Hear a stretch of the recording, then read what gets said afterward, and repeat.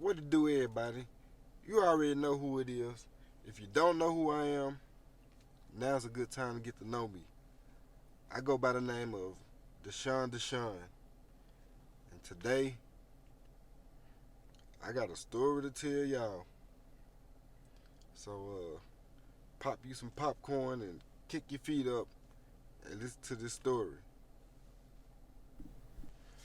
Alright, so let me tell y'all the story of why I left the rap group and I went independent. I went independent because you know how they say too many chiefs, not enough Indians. That's kind of how it was in the rap group I was in. Everybody wanted to be a chief, but then nobody wanted to be an Indian. And the rap group crashed. But I'm about to explain to y'all what really happened from day one. Alright, so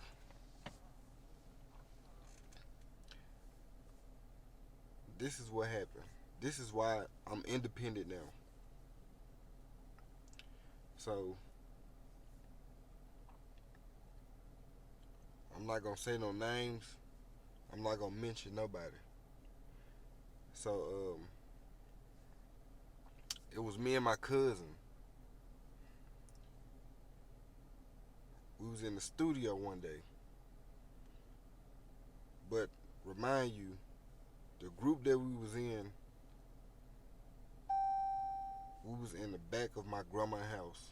We set the studio up in the back of my grandma's house.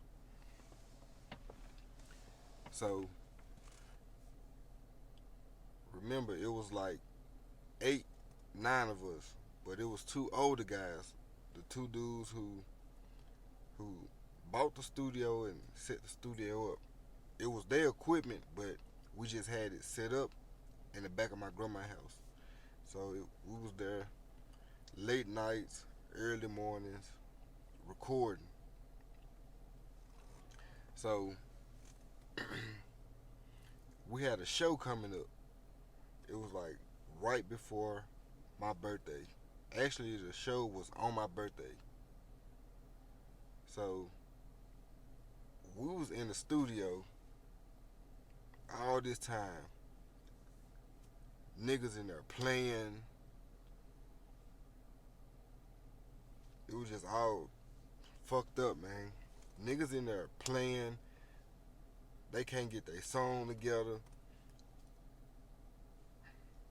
It was just fast forward to that. So it was one day I ended up leaving work. Well, I went to work, but I never went inside the building. I sat there for like 15 or 20 minutes trying to see if I wanted to go into work. So I actually left work and I called my cousin and I was like, hey, cuz, I was like, what you got going? He was like, nothing. He was like, I'm sitting on the back porch smoking a blunt like that. I was like, oh shit.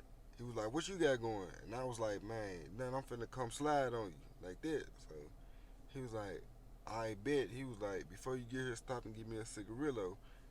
So I was like, I got you. So when I get there or whatever, I get to the store, I get what I need. Then I pull up to my grandma's house.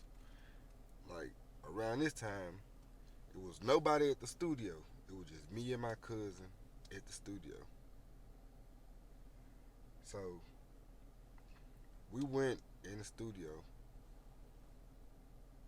We played the beat. We were playing beats.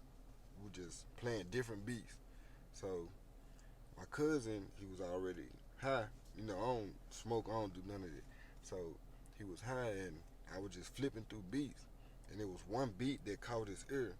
And he was like, damn, cuz. He was like, hey, he was like, go back to that beat that you just played, the one you just passed.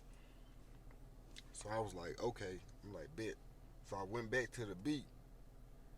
And as soon as the beat came on, he started vibing to it, like, yeah. So he wrote a chorus to it. Then he wrote his verse, and then he let me hear what he had. And then I was like, oh yeah, cause I'm like, I'm feeling it. I'm like, let's get on, like let's record it. I was like, I know how to work the studio. So he was like, bet. So I wrote me a verse out, and we recorded the song. But the dude who run the studio, not the dude who run the studio, but the engineer dude who he know how to mix and master. I know how to do all this stuff. I'm a jack of all trades. I know whatever you. This one thing you gonna learn on this channel. I'm a jack of all trades. I know how to work on cars. I can cut hair. I can cook. I can make beats. I can write music. Whatever you want to know, you're gonna learn it on this channel. Subscribe to this channel right now. Whatever you want to learn, whatever you want to see a video of, just let me know in the comments, and I got you. But yeah, so back to what I was saying. So we recorded the song. We recorded the song and everything. And so once we finished recording the song, we called the engineer dude up, the one who actually owned the equipment. We called him to come and mix the song down. We called him to come and mix the song down. So he was like, oh yeah, he was like, I like that. He was like, man, I'm gonna have to throw a verse on there. And so we was like, all right, bet. But not to mention, like, he was on some slick hating shit. At the time, I didn't know he was on some slick hating shit because I kind of knew, but I kind of didn't. Because the verse that he put on there, it was a bullshit verse, like. But anyway, so fast forward to the show, like it was getting close to the show, so it was two dudes. So the other guy, who actually the one who made the T-shirts, and he went in and got the LLC for the music business and everything. The one who, like, yeah, he that type of guy. He get the T-shirts made and like all kind of stuff. So everybody was at the studio today. It was getting close to the show. It was like 2-3 days before the show. So we in the studio trying to see what songs we gonna perform, like what songs need to go on the CD and everything, on the disc drive and all that. So everybody in there again playing, and everybody trying to be somebody boss, and like they trying to record new songs, choking on their verses. They can't get the verse right. They can't get the chorus right. It was just frustrating. Alright, so the dude who put a verse on me and my cousin song,